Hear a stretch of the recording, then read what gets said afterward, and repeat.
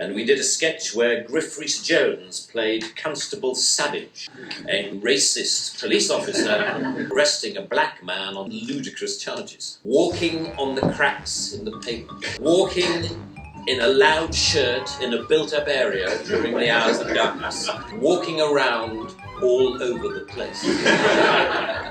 He was also arrested for urinating in a public convenience and looking at me in a funny way.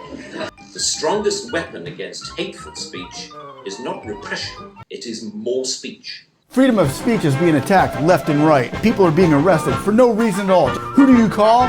You call the president. You call your congressman. You call your senator. You call Superman. Who do you call? Well, Mr. Bean, of course. Really? Mr. Bean? You gotta see this. Grab a drink, we'll watch this together. That is because I have enjoyed free expression in this country all my professional life and fully expect to continue to do so. So my concerns are less for myself and more for those more vulnerable because of their lower profile. Like the man arrested in Oxford for calling a police horse gay.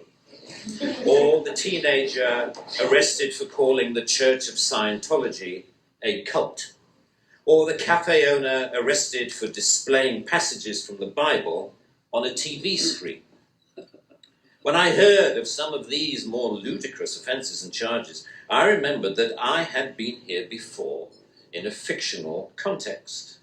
I once did a show called Not the 9 O'Clock News some years ago, and we did a sketch where Griff Rhys-Jones played Constable Savage, a manifestly racist police officer to whom I, as his station commander, is giving a dressing down for arresting a black man on a whole string of ridiculous, trumped up and ludicrous charges.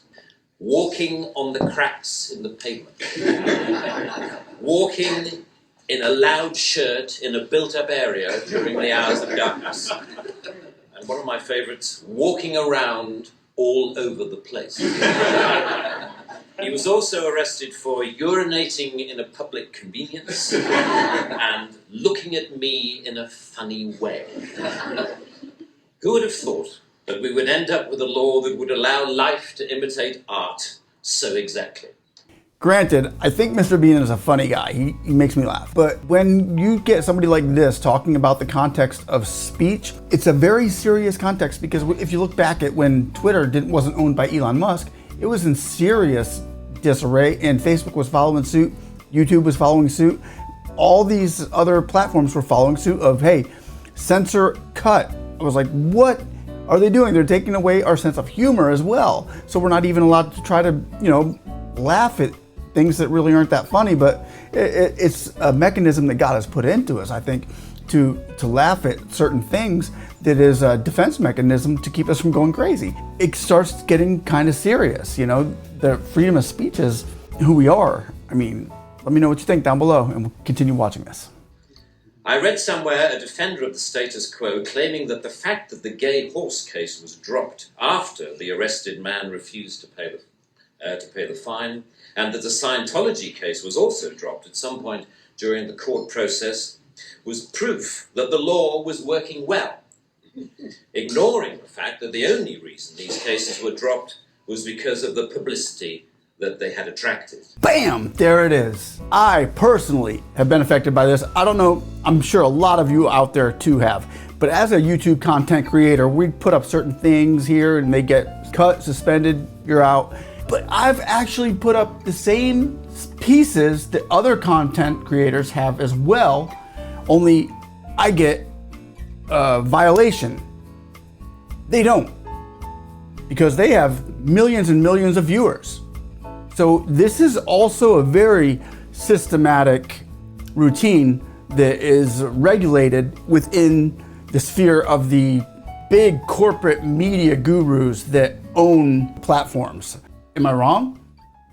But what about the thousands of other cases that did not enjoy the oxygen of publicity, that weren't quite ludicrous enough to attract media attention? Even for those actions that were withdrawn, people were arrested, questioned, taken to court, and then released. That is the law working properly. That is censoriousness of the most intimidating kind, guaranteed to have, as Lord Deer says, a chilling effect on free expression and free protest. Parliament's Joint Committee on Human Rights summarised, as you may know, this whole issue very well by saying, while arresting a protester for using threatening or abusive speech may, depending on the circumstances, be a proportionate response, we do not think that language or behaviour that is merely insulting should ever be criminalised in this way.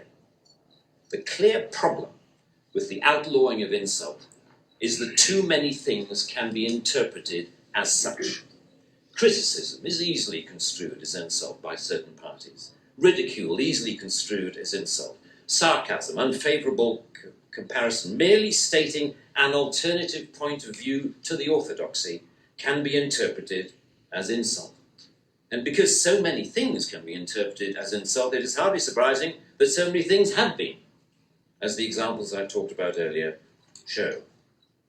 Although the law under discussion has been on the statute book for over 25 years, it is indicative of a culture that has taken hold of the programs of successive governments, that with the reasonable and well-intentioned ambition to contain obnoxious elements in society, has created a society of an extraordinarily authoritarian and controlling nature.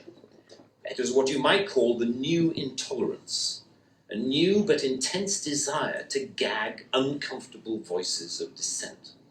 I am not intolerant, say many people, say many softly spoken, highly educated, liberal-minded people. I'm only intolerant of intolerance.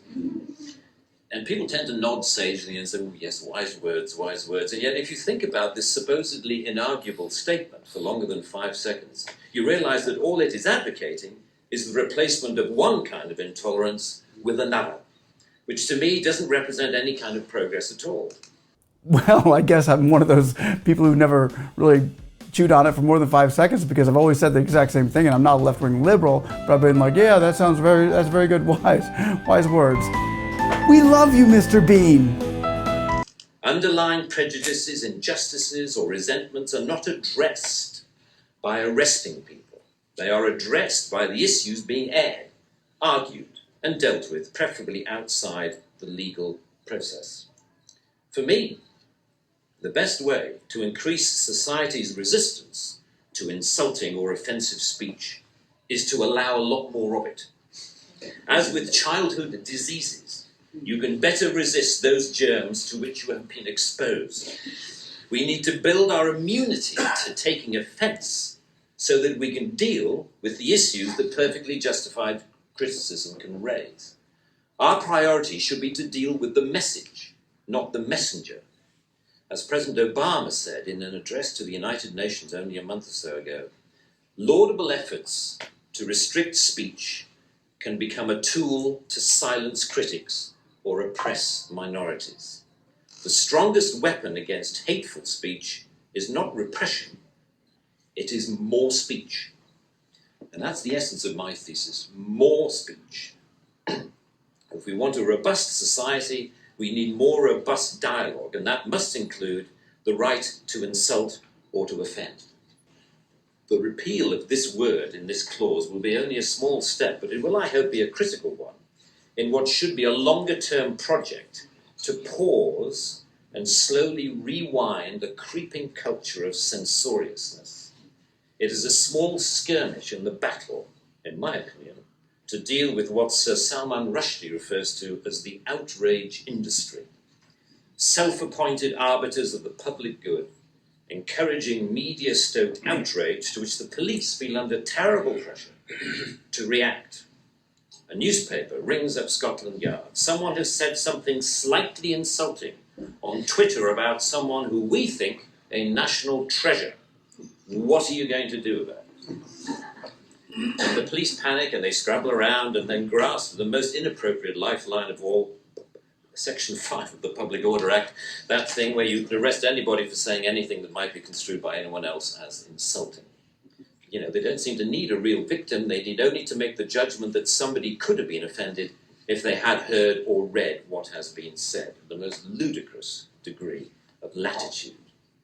The storms that surround Twitter and Facebook comment have raised some fascinating issues about free speech, which we haven't really yet come to terms with.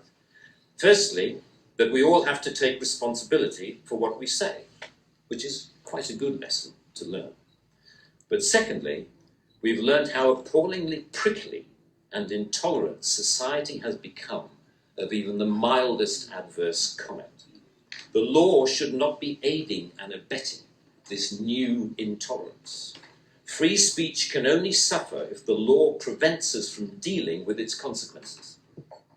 I offer my wholehearted support to the Reform Section 5 campaign. Thank you very much. I never thought the day would come where I would be listening to Mr. Bean like,